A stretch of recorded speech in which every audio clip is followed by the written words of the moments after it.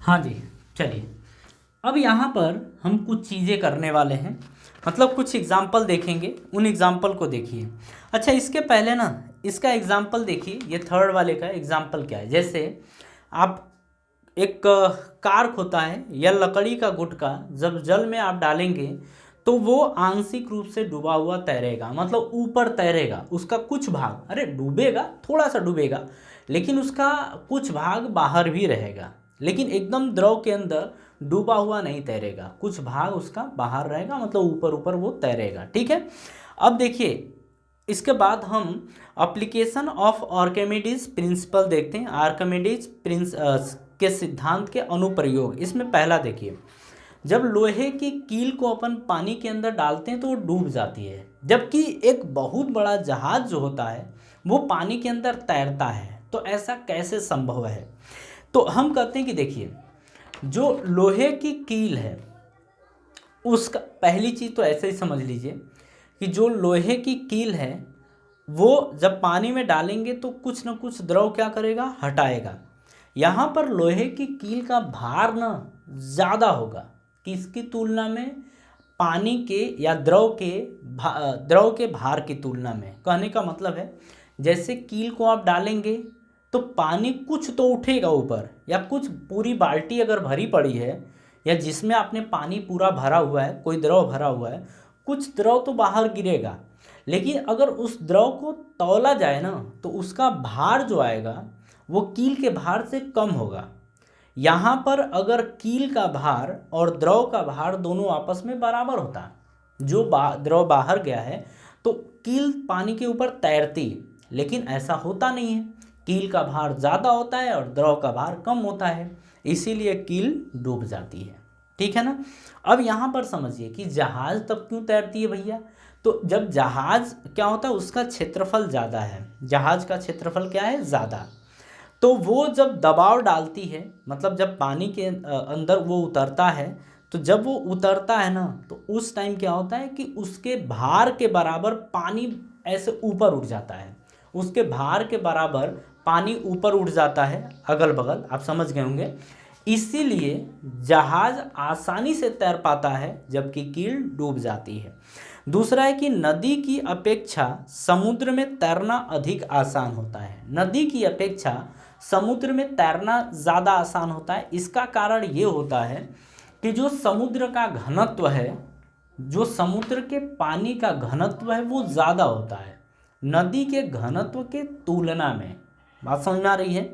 इसीलिए यहाँ पर ऐसे भी आप समझ सकते हैं, ये भी एक बेहतर पॉइंट है कि हमने पहले ही बताया था कि जिसका घनत्व ज़्यादा होगा उसी के हिसाब से काम भी होगा। ठीक है। तो यहाँ पर समुद्र के पानी का घनत्व ज़्यादा है तो इसमें तैरना आसान होगा। ठीक है ना। और अगर बात करें नदी के पानी की तो उसके पानी का घनत्व कम होता है, इसीलिए उसमें तैरना उसके अपेक्षा टफ होता है। ठीक है ना। इसके बाद बोल रहा है थर्ड में कि कुएं से जल निकालते समय जब तक बाल्टी पानी के अंदर रहती है हल्की अनुभव होती है, जबकि वायु में आ जाने पर वह भारी अनुभव होती है। ऐसा क्यों होता है? तो इस चीज़ को भी समझिएगा।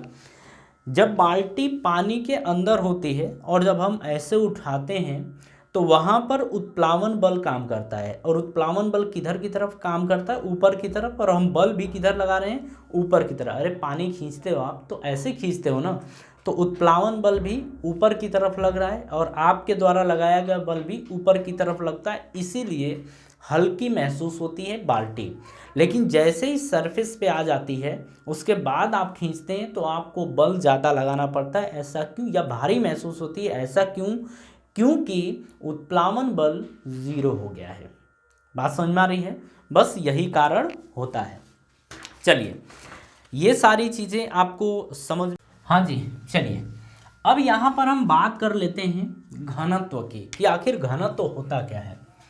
देखिए, हम यहाँ पर आपेक्षिक घनत्व देखने वाले हैं, लेकिन उसके पहले हम देख लेते हैं कि घनत्व आखिर है क्या।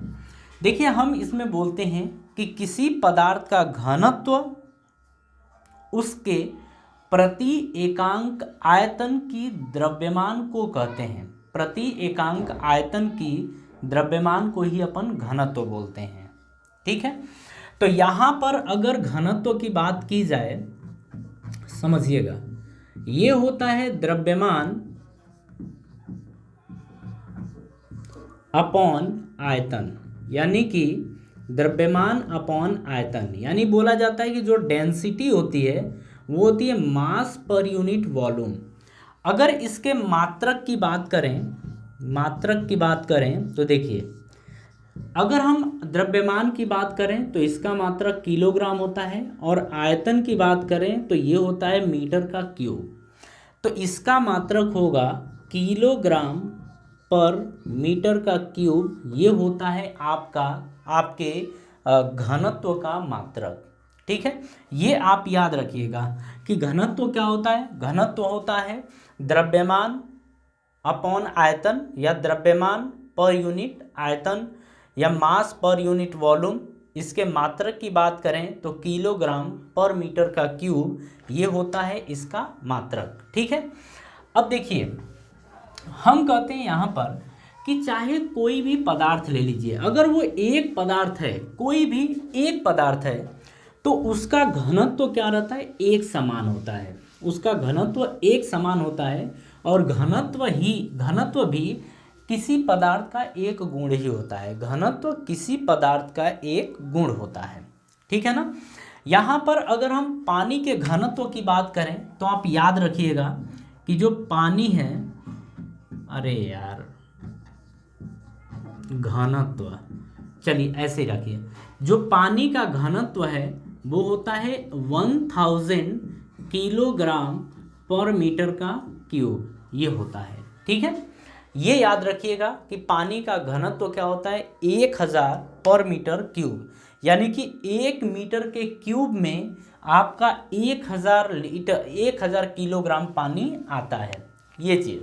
ठीक है, ये याद रखिएगा। चलिए, इसके बाद अगर घनत्व आपको समझ में आ गया तो इसके बाद हम बात करते हैं आपेक्षिक घनत्व की।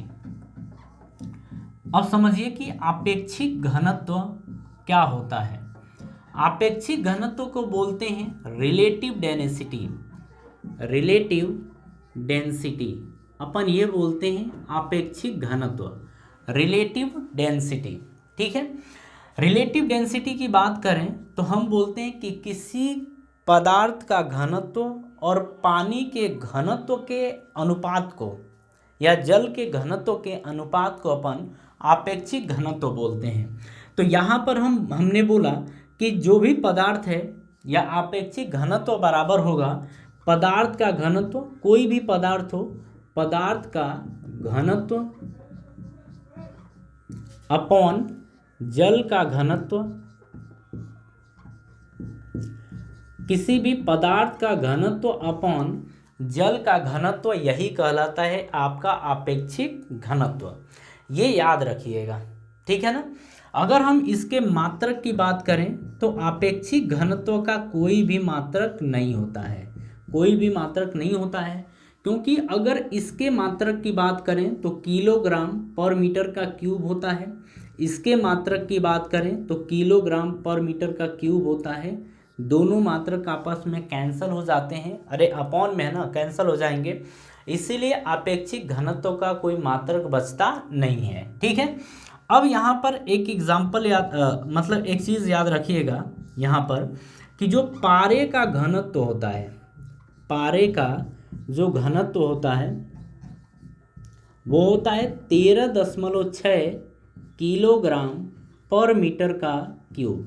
किलोग्राम पर मीटर का क्यूब, कहानी समझ में आ गई। ये होता है पारे का घनत्व, आपेक्षिक घनत्व, ये सारी चीज़ें हैं, जरा एक बार कॉपी करिए। हाँ जी, इसके बाद एक नोट हम आपको बता देते हैं, इसको देख के भी ना आप आसानी से ये बता देंगे कि कोई पदार्थ पानी में तैरेगा या डूबेगा, तो डायरेक्ट नोट से आप समझ सकते हैं। ठीक है, हम यहाँ पर ये बोलते हैं कि किसी पदार्थ का, नोट ध्यान रखिएगा, किसी पदार्थ का आपेक्षिक घनत्व